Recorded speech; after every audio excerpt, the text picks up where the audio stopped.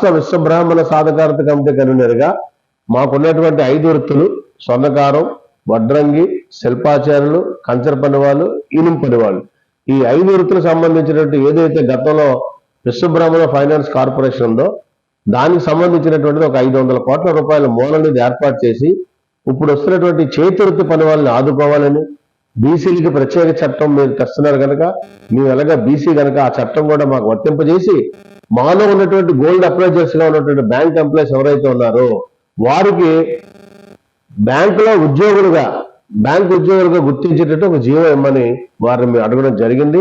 వారు సానుకూలంగా స్పందించారు. ఇతర జిల్లాల్లో ఉందా అని అడిగారు.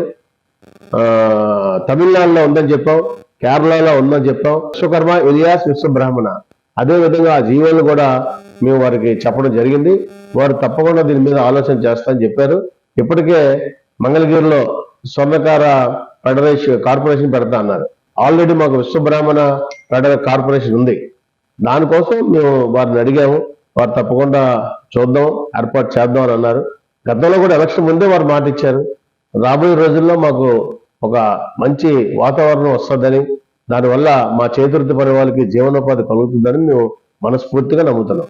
ఎక్కడో ఒక సామాన్య కుటుంబంలో పుట్టి విశాఖ నగర విశ్వబ్రాహ్మణ సంఘానికి అధ్యక్షుడిగా చేసి రాష్ట్ర స్థాయిలో 23 జిల్లాలు ఉన్నప్పుడు ప్రధాన కార్యదర్శిగా బ్యాలెట్ రూపంలో ఎన్నికయ్యాను. మరి ఎన్ని వేల మందిన వెనకాతలు వచ్చి బ్యాలెట్ రూపంలో ఓటేశారు నీ వెనకాతలు ఉన్నామని. ఐక్యత లేదు, ఐక్యత ఉంది, కాకపోతే దానికి నాయకత్వం కావాలి. ఐక్యత అందరినీ కూడా ఒక తాటి మీదకి తీసుకొచ్చినటువంటి నాయకత్వం కావాలి. ఆ నాయకత్వం ఉన్నవాడు ఎక్కడో మాదిగా దండోరా వేస్తున్నటువంటి ఆయన మీరు చూసారు లేదో టక్మన్ అందరూ ఒకే వేదిక మీదకి వస్తారు. అది ఐక్యత. అదే నేను అడుగుతున్నాను. ఇప్పటికే మా వాళ్ళు ఇప్పటికే చాలా చాలా మారారు.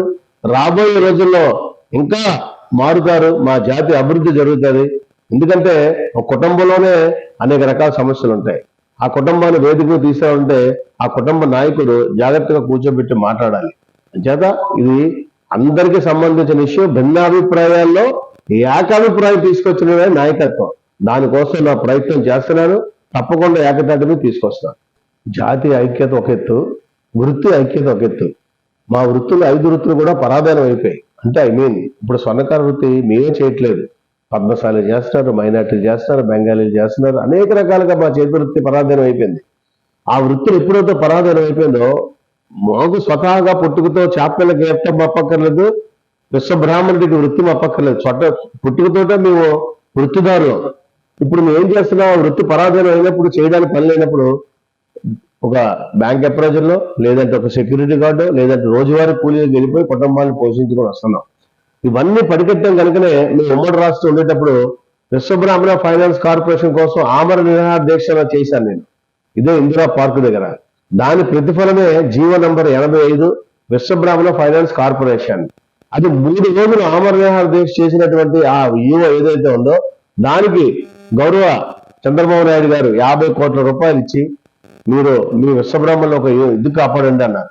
ఆదరణ పథకం కూడా వచ్చి చేతివృత్తులకి అనేక రకమైనటువంటి మిషనరీ విధంగా ఇచ్చారు బీసీలకు. అది కూడా ఇవన్నీ వస్తాయి దశల వారీగా.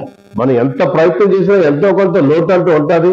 పరిపూర్ణంగా కూడా అది ఫుల్ఫిల్ చేయడం అనేది ఇంపాసిబుల్. కానీ ప్రభుత్వం ఇప్పుడు చాలా జాగ్రత్తగా ఆలోచించి బీసీలకి చట్టం చేస్తానని ఎప్పుడైతే అన్నారో అప్పుడే మాకు మంచి రోజులు వచ్చాయి. బీసీల చట్టం అంటే మామూలు విషయం కాదు. ఇప్పుడు అంటే ఏదో పోలీస్ కేసు పెట్టే చట్టం కాదు. ఈ చట్టం అనేది అనేక సంక్షేమ కార్యక్రమాలకి ఒక మొదటి అడుగు. ఈ చట్టం ద్వారాగా బ్యాంకు లోన్లు కానీ, లేదంటే ఏదైతే ఫంక్షన్లు కానీ, లేదైతే ఎక్కడైనా ఉద్యోగాలు కానీ అవన్నీ కూడా వస్తాయి. అందుకోసం బీసీలకు చట్టం వస్తుంది కనుక రాబోయే రోజుల్లో మా విశ్వబ్రాహ్మణులందరూ కూడా న్యాయం జరుగుతుందని నేను పరిపూర్ణంగా నమ్ముతున్నాను. ఆ దిశగానే నేను ఈ 13 జిల్లాల్లో విశ్వబ్రాహ్మణుల్ని నేను మొన్న జరిగిన జేహో బీసీ ద్వారా ఎడ్యుకేట్ చేశాను. మొన్న 20 జిల్లాలు తిరిగి ఎలక్షన్ ముందు మా వాళ్ళందరినీ కూడా ఒక వేదిక మీద తీసుకొచ్చాను. ఇంకా నాకు నమ్మకం ఉంది, పూర్తిగా 100% కూడా మా వాళ్ళందరూ నాతో కలిసి వస్తారు. వాళ్ళ కుటుంబాలకి మంచి జీవనోపాధి కల్పిస్తానని నేను మనస్ఫూర్తిగా ఆ వీరబ్రహ్మేంద్ర స్వామి వారిని నమ్ముకుంటూ